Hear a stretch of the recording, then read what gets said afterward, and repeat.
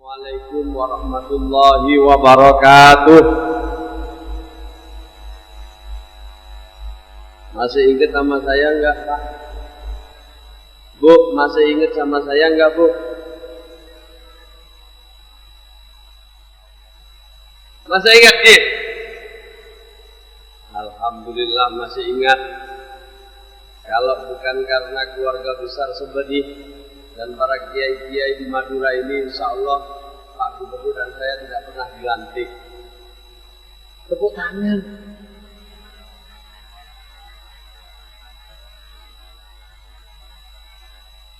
Aduh, masa tepuk tangan perlu diperintah? Bismillahirrahmanirrahim. Alhamdulillahirabbil alamin. Wassalatu wassalamu ala asrafil anbiya'i wal mursalin wa ala alihi wa sahbihi ajma'in, amma ba'du. Para kiai, para habaib, para sesepuh, para ulama, khususipun Kiai Abdullah Khon, khususnya Kiai Abdullah Khon, kalau bahasa Madura Pak, khususnya itu. Wabil khusus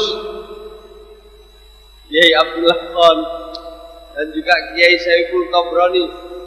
Kiai Saiful Tobroni ini namanya nyamain saya aja, karena memang nama Saiful itu pasaran. Dipanggil Saiful yang noleh 20. Dan juga Kiai Badrus Soleh dan Wakil Bupati Kabupaten Bangkalan Kiai Syafiq. Para jamaah sekalian yang saya muliakan, para Rabu Sadejeh. Lo kalau yang sedikit-sedikit itu bisa bekas-bekas kampanye dulu. Pertama, saya mengucapkan puji syukur kehadirat Allah Subhanahu wa taala karena malam ini diberi kenikmatan untuk bisa bersama-sama ambil bagian dalam kegiatan Maulidul Rasul di tempat pondok pesantren yang dulu pernah dijadikan untuk pertama kalinya saya dan Pak Gubernur kampanye dalam rangka Pilgub tahun 2008.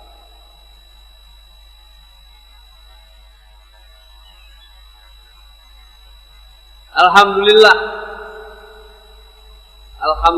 sekali lagi saya alhamdulillah bisa berada di sini.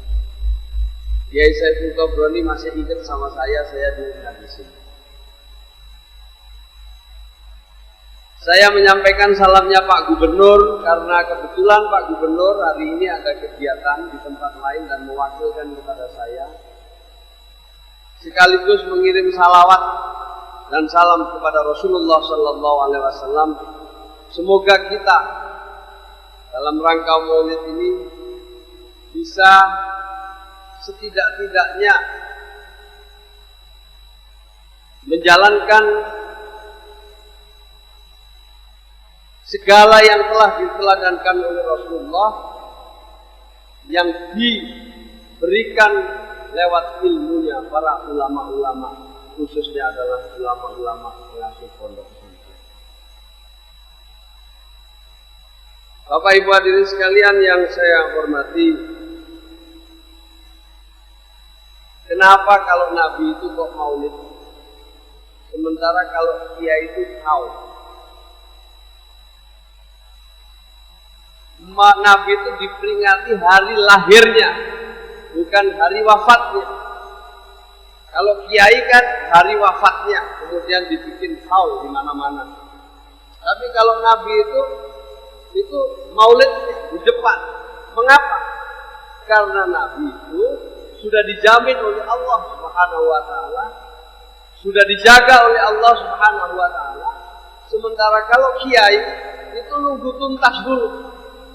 Kiai kalau sudah tuntas selesai dipanggil oleh Allah Subhanahu wa taala, catatannya dibuka, ternyata sampai selesai tetap menjadi kiai, maka beliau akan dikenang, akan dikholi, akan diperingati oleh para jamaah semua di berbagai tempat sebagai bagian dari rasa hormat sekaligus mengirim doa kepada para ulama-ulama yang telah berjasa besar terhadap kita semua.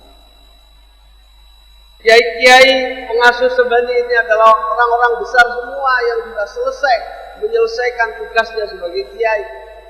Kiai Tobroni dan kiai-kiai yang lain adalah kiai-kiai yang telah memberikan keteladanan mulai beliau lahir sampai beliau wafat. Maka selesainya itu kemudian diberi penghargaan, penghormatan, dan sekaligus dikirim doa setiap tahun agar amalnya diterima oleh Allah Subhanahu wa taala, doanya diampuni dan kita yang ditinggal bisa meneruskan perjuangan para ulama-ulama itu. Sebab tanpa ulama sampai kiai kita tidak akan pernah bisa sampai seperti ini.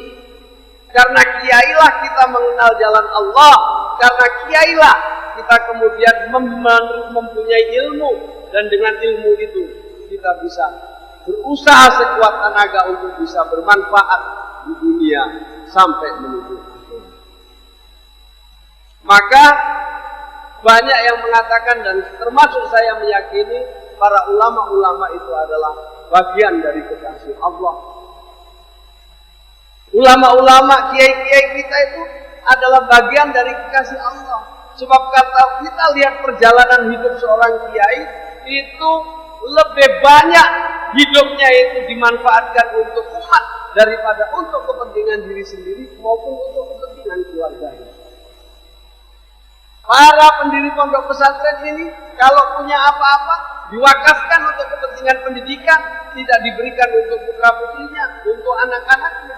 Tapi yang pertama-tama adalah untuk membuat sekolah, untuk membuat masjid, untuk membuat kegiatan-kegiatan yang punya manfaat untuk umat. Karena kiai, ulama, kekasih Allah itu tidak pernah takut dengan apapun. Tidak pernah takut dengan masa lalu dan tidak pernah akan takut dengan masa-masa yang akan datang. Maka disebut di dalam Al-Quran, ala inna awliya Allah la khawfun alaihim wa la hum yahzanun.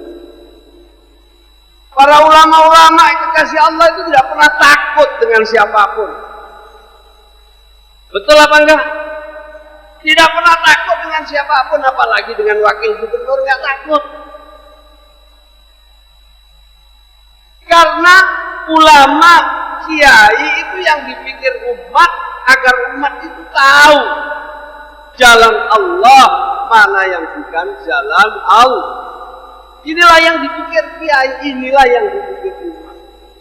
Oleh karena itulah suatu yang bukan salah kalau kita kemudian setiap tahun mengingat jasa-jasa para ulama, jasa-jasa para kiai.